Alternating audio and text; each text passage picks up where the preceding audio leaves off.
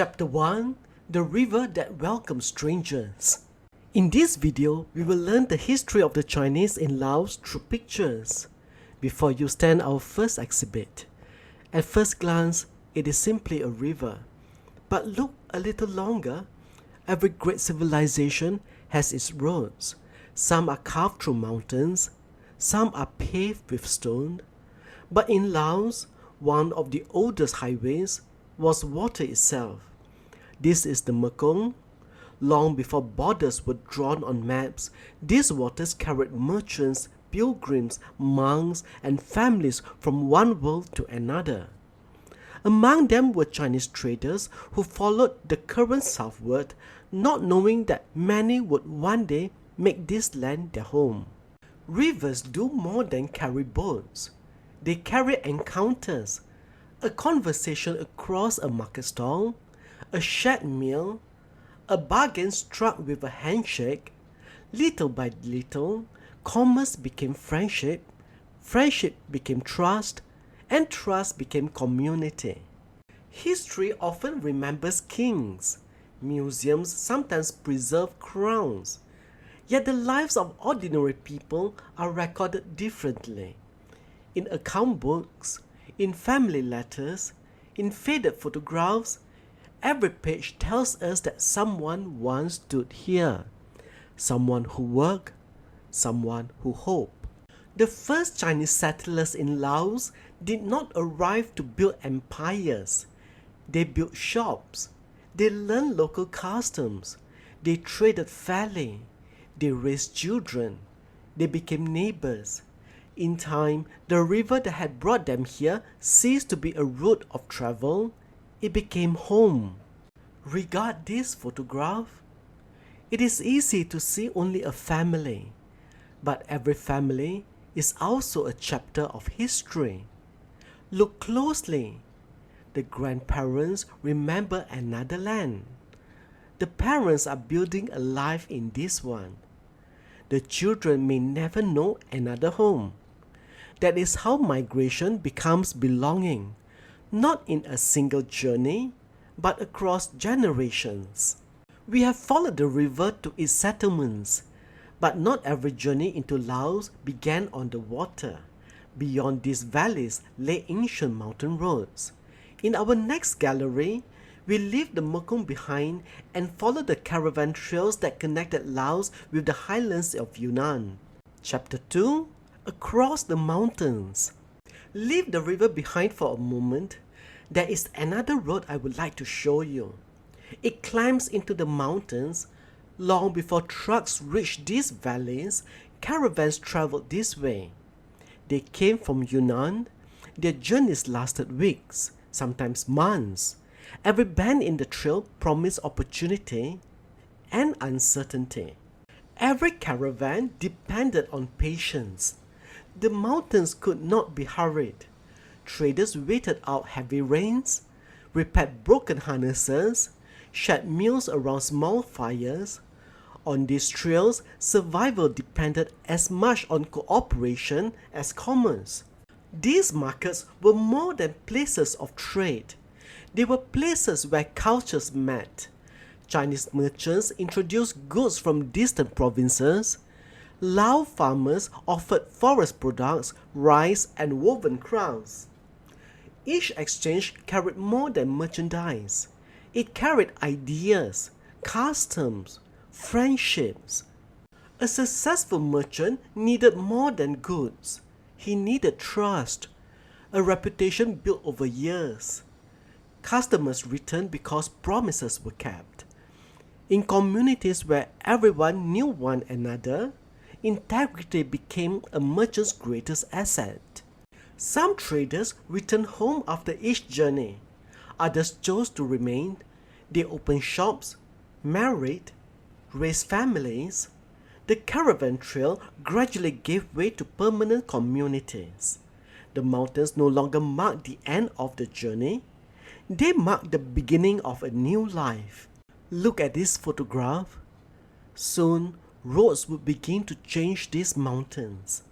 Motor vehicles would replace many caravans. Journeys that once took weeks would become days. But these traders had already accomplished something far more lasting. They had connected distant worlds. They carried not only merchandise, but relationships. And wherever those relationships took root, communities followed. We have traveled the rivers, we have crossed the mountains.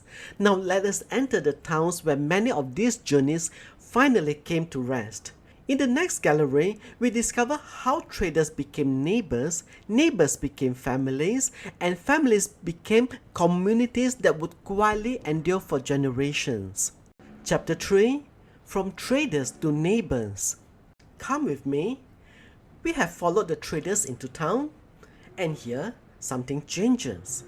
The journey is no longer the story. The shop is. A merchant who once measured his life by the road now measures it by the customers who return each morning. His neighbors know him, his children grow up here. Slowly, almost imperceptibly, the traveler becomes a resident. A home tells us more than a shop ever can. Here, the evidence becomes personal. The furniture may be Chinese, the architecture may be Lao, the food on the table may belong to both worlds, and the children, they belong to this place. This is how a diaspora begins to develop its own identity, not by choosing between cultures, but by living between them. But a community needs more than commerce. It needs places where people gather, places where names are remembered, where ancestors are honored, where festivals are celebrated. Temples and community associations became such places. They offered something that a merchant's shop could not, a sense of belonging beyond the family. And then came the festivals. A familiar calendar was carried across the mountains. New Year brought families together. Lanterns appeared, incense filled the air, children learned customs from their grandparents. For a community living far from the places its ancestors had left behind, these rituals became a way of keeping time and keeping memory. Then there was the question every immigrant community eventually faces. How do we pass the language on? Schools gave children access to the written heritage of their ancestors. They learned characters, read stories, practiced calligraphy, and perhaps most importantly, sat beside other children whose families shared similar memories. Education became another bridge between generations. Now look at this. Not at a merchant, or a shop, or a traveler, but a community.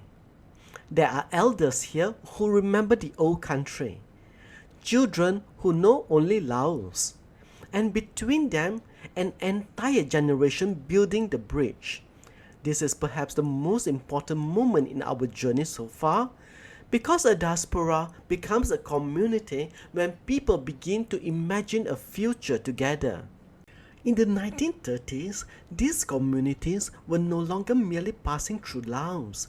They had shops, homes, temples, schools, associations, and memories of their own. But beyond these communities, another power was reshaping the country. France was establishing its colonial administration across Indochina, and the Chinese communities of Laos were about to enter a new chapter. Come with me, the next gallery takes us into French Laos. Chapter 4: Under French Rule. The world outside the community was changing. French rule brought new administrative systems to Laos. New roads connected towns. New buildings appeared. And Vientiane began to take on the appearance of a colonial capital. For Chinese merchants, change brought both challenges and opportunity. Trade was becoming increasingly connected to a much larger world. The Chinese merchant remained a familiar figure in the growing towns.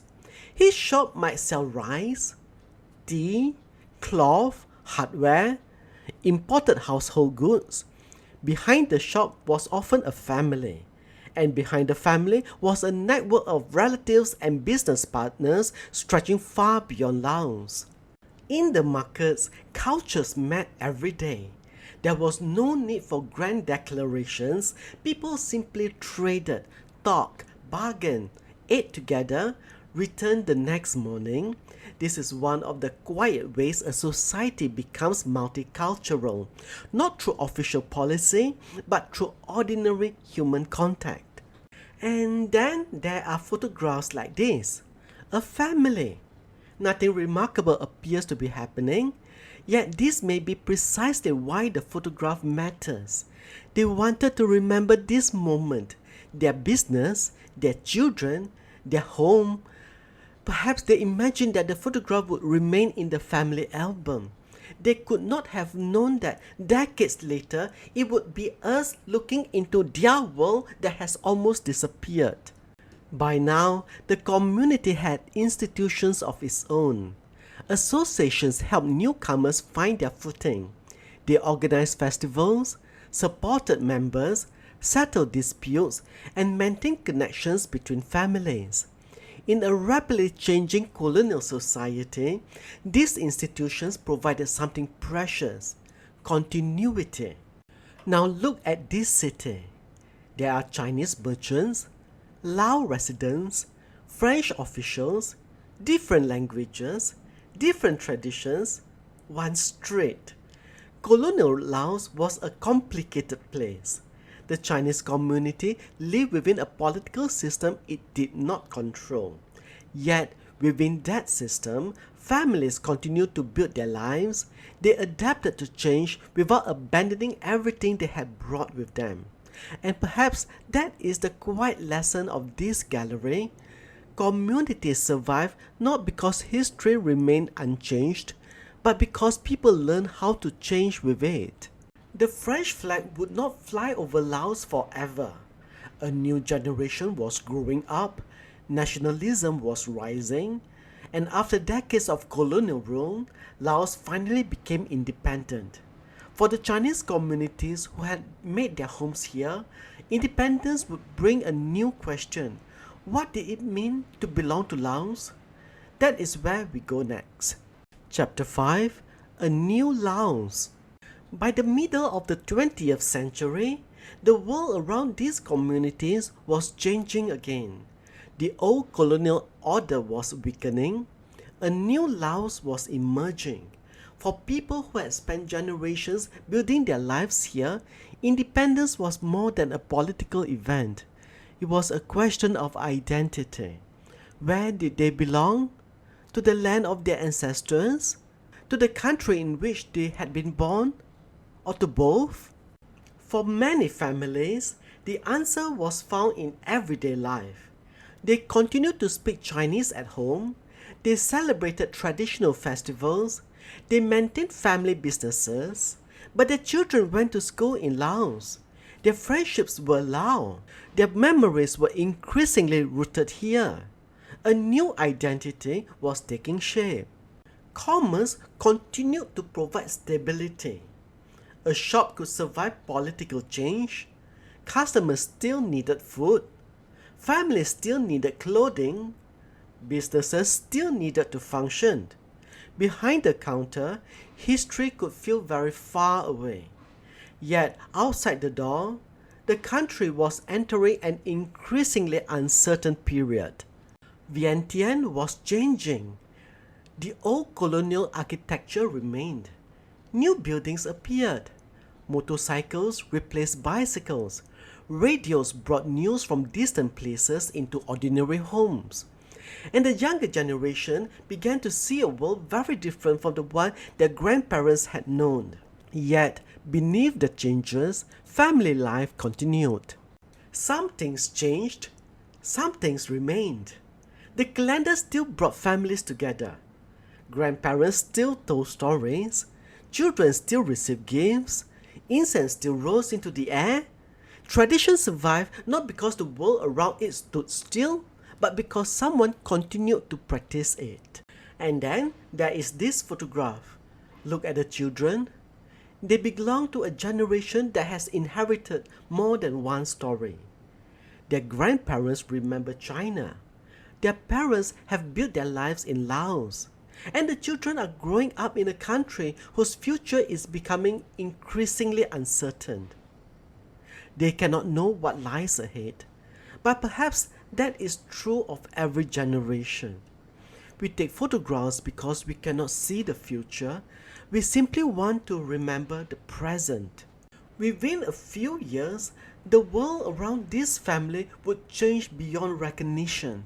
War would come closer, political divisions would deepen, and in 1975, the Kingdom of Laos would come to an end.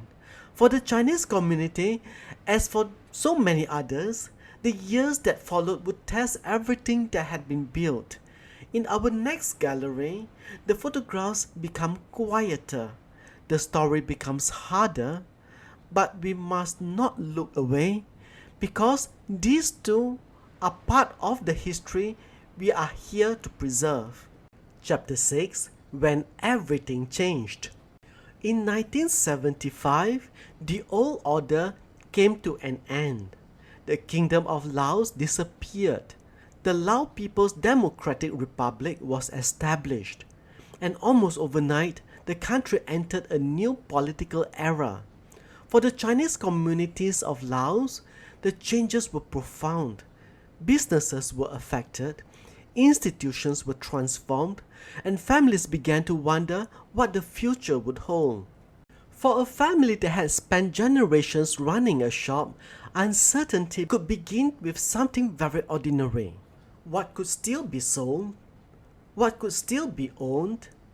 Could a business survive? Could the family remain? The questions were not always answered immediately. Sometimes people simply waited. For some families, staying became increasingly difficult. For others, leaving seemed the safer choice. Some crossed borders legally. Others joined the much larger movement of people leaving Laos by whatever means they could find. Families were separated. Businesses were abandoned. Homes that had taken generations to build were sometimes left behind in a single journey. And the Chinese community began to scatter. The journey away from Laos was not a single story. Some went to Thailand, some eventually traveled further. Others found new homes in France, Australia, Canada, the United States, and elsewhere. They carried remarkably little: a suitcase, a few documents, perhaps a family photograph, and memories of a home they were no longer certain they would see again. Sometimes history is represented by what remains: an empty room, a forgotten calendar, a family altar, a photograph left behind. The objects are ordinary, but they tell us that someone once lived here. Someone cooked here. Someone celebrated New Year here. Someone watched their children grow up here. And then one day they were gone. And perhaps this is the photograph I would ask you to remember. Not because it shows a famous person, it doesn't. Not because it records a great political event, it doesn't. It matters because someone thought it was important enough to carry across a border, into a new country, into a new life. A photograph that weighs almost nothing, yet sometimes it is one of the heaviest things one could own, because it carries a home, and when a community is scattered, memory becomes a kind of homeland. But the story did not end with departure. Those who left carried Laos with them, and those who remained began slowly to rebuild their lives. In time, the country itself would change again. Markets would reopen, borders would become easier to cross, and connections with the wider Chinese world would gradually return. Our next gallery is about that return, not a return to the past, but the beginning of something new. Chapter 7: Finding a Way Forward. History rarely turns a corner all at once. Change comes gradually. A shop opens, a customer returns, a family makes a journey that would once have been difficult. A young person decides to stay. By the early 1990s, Laos was beginning to open its economy, and with that opening came new possibilities. The Chinese communities of Laos began finding their footing again. For some families, recovery began with something familiar, a shop. The family business had always been more than a source of income. It was a place where generations worked together, where children learned responsibility, where neighbors became customers and customers became friends. To reopen the door was, in a small way, to reclaim continuity. Cultural life returned in familiar forms: Chinese New Year, temple gatherings, family reunions, community celebrations. Some traditions had survived quietly inside homes. Others had been interrupted. Now they could once again be brought into the open. But perhaps the greatest sign of renewal was the younger generation. They were different from their grandparents. They spoke different languages. They had grown up with television, telephones, and a rapidly changing world. Yet many still wanted to know where their families had come from. Heritage survives most strongly when the next generation chooses to carry it. And then another connection grew stronger. China was changing rapidly. Trade across the region expanded. Roads improved.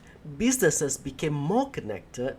Goods, money, ideas, and people began moving more easily across borders.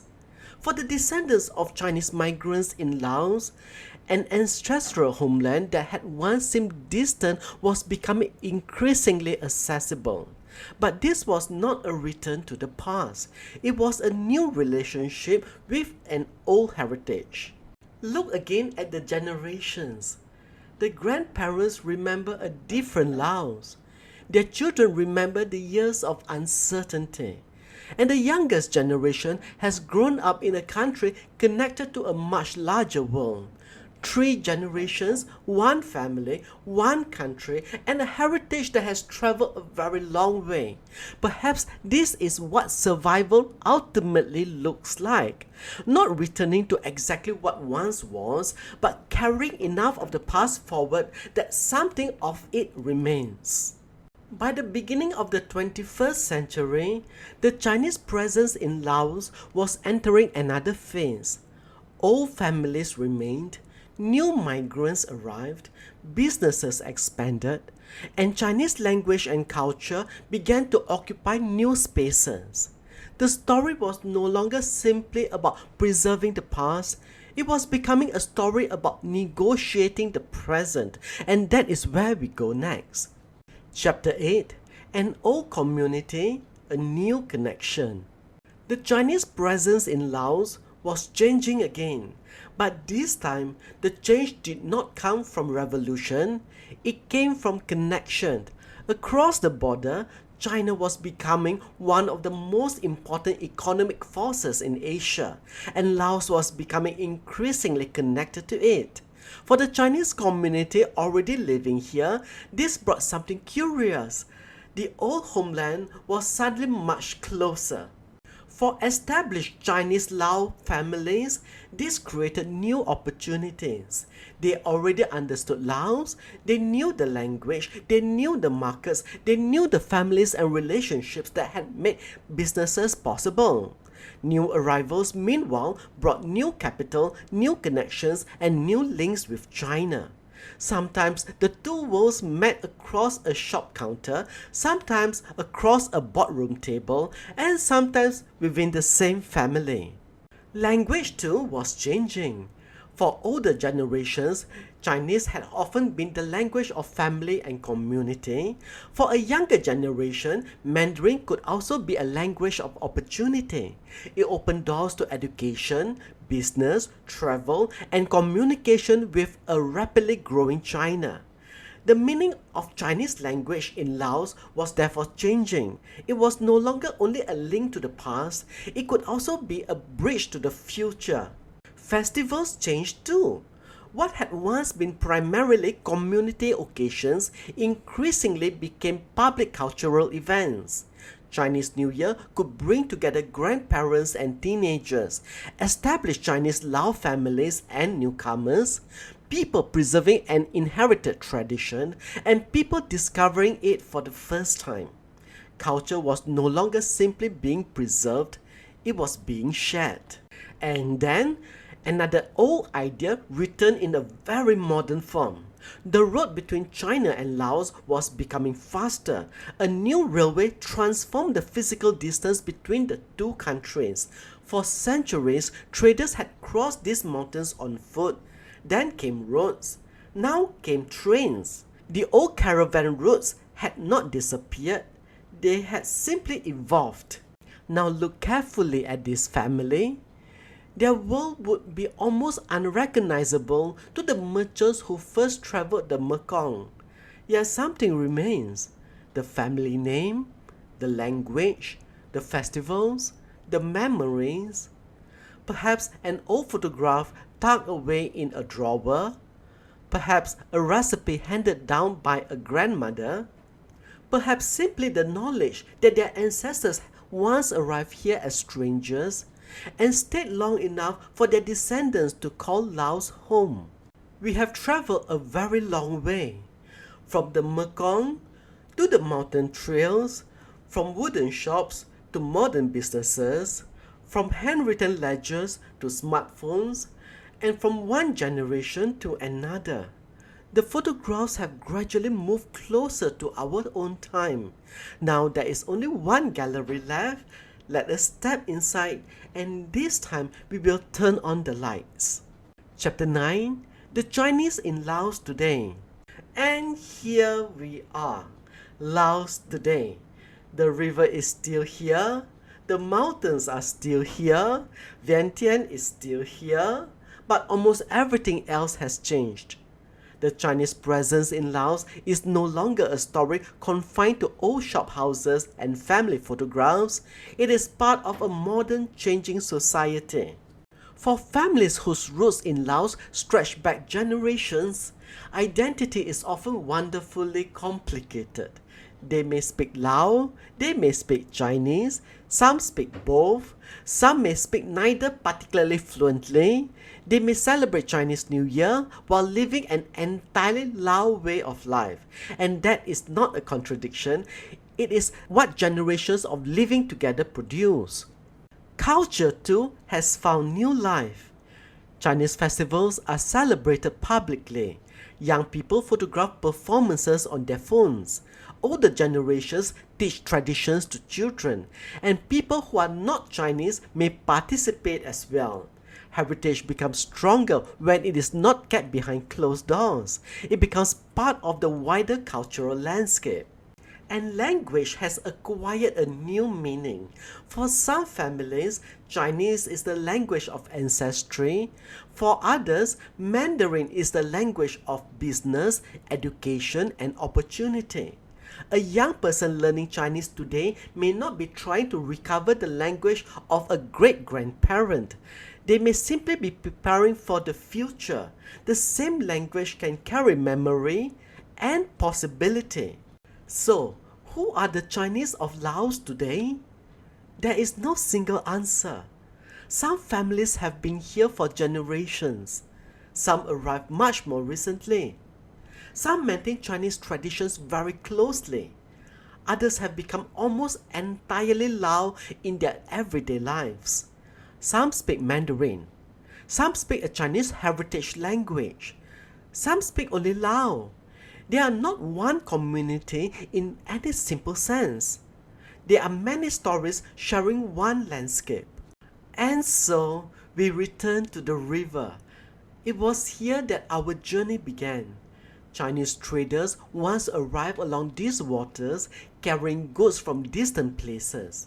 They came as strangers, they opened shops, built homes, raised families, created institutions, faced uncertainties.